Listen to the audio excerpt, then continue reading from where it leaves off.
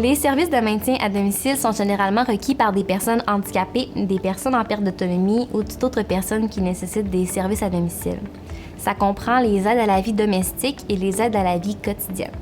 Les usagers qui sont admissibles au programme d'allocation directe du ministère de la Santé et des Services sociaux peuvent bénéficier d'une allocation financière afin d'engager quelqu'un pour venir faire leur service à domicile.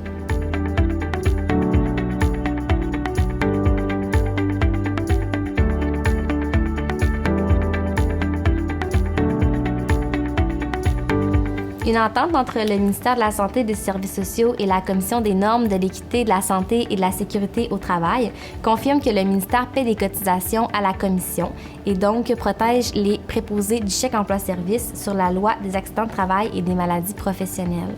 Donc, le ministère de la Santé et des Services sociaux est réputé l'employeur à des fins d'indemnisation, de cotisation et d'imputation du coût des prestations.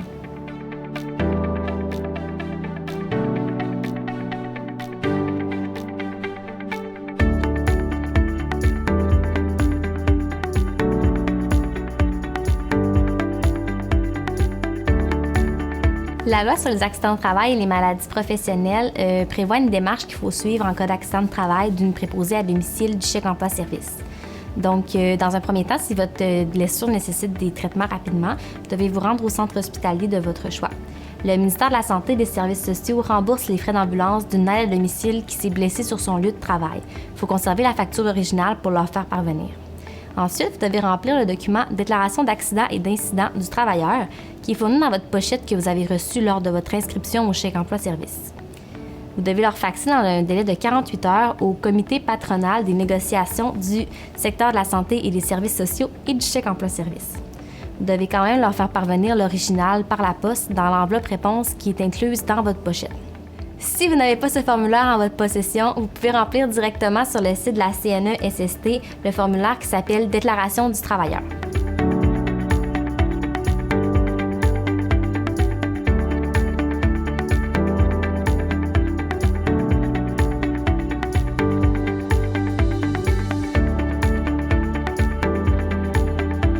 Si vous travaillez pour un employeur pour au moins 3 mois, la loi vous donne le droit de vous absenter pour un maximum de 26 semaines sur une année. Mais vous devrez avertir votre employeur le plus rapidement possible. Comprenez que votre employeur peut vous demander des preuves qui vont justifier votre absence, la durée de votre absence, mais aussi les caractères répétitifs de cette absence s'il y en a.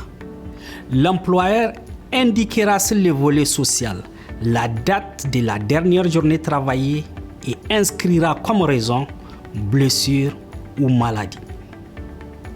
Si vous allez faire une demande de chômage, vous devrez aller directement sur le site pour faire la demande, donc sur le site du gouvernement du Canada.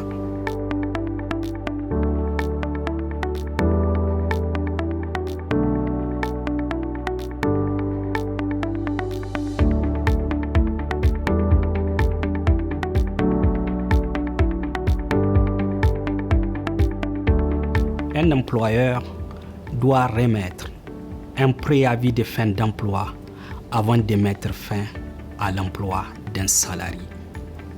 La durée du préavis dépend du service continu du salarié, ça veut dire du laps de temps qu'il a passé chez l'employeur.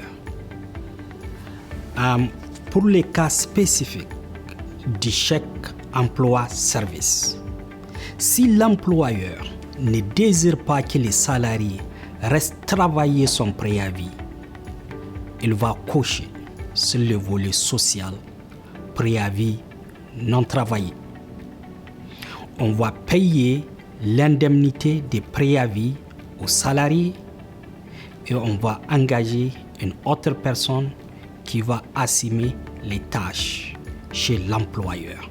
Donc, il ne perdra pas ses services.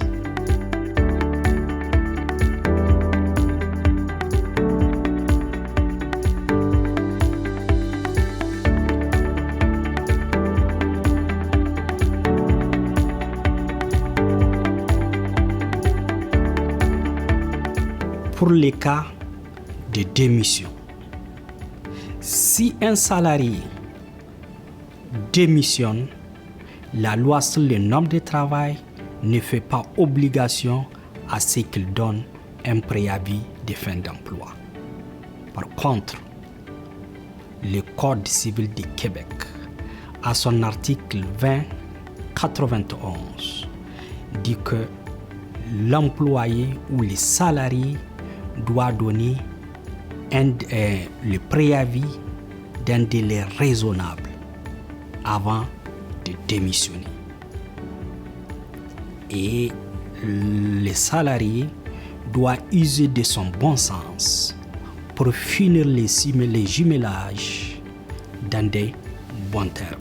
Il est donc important de retenir que les préposés du chèque emploi-service ne sont pas des travailleurs autonomes. La personne chez qui vous effectuez les services est votre employeur. Par contre, le ministère de la Santé et des Services sociaux s'occupe de tout ce qui concerne la loi sur les accidents de travail et les maladies professionnelles. Si vous avez d'autres questions concernant votre statut d'employé du chèque emploi-service, vous pouvez contacter directement la Commission des normes de l'équité, de la santé et de la sécurité au travail.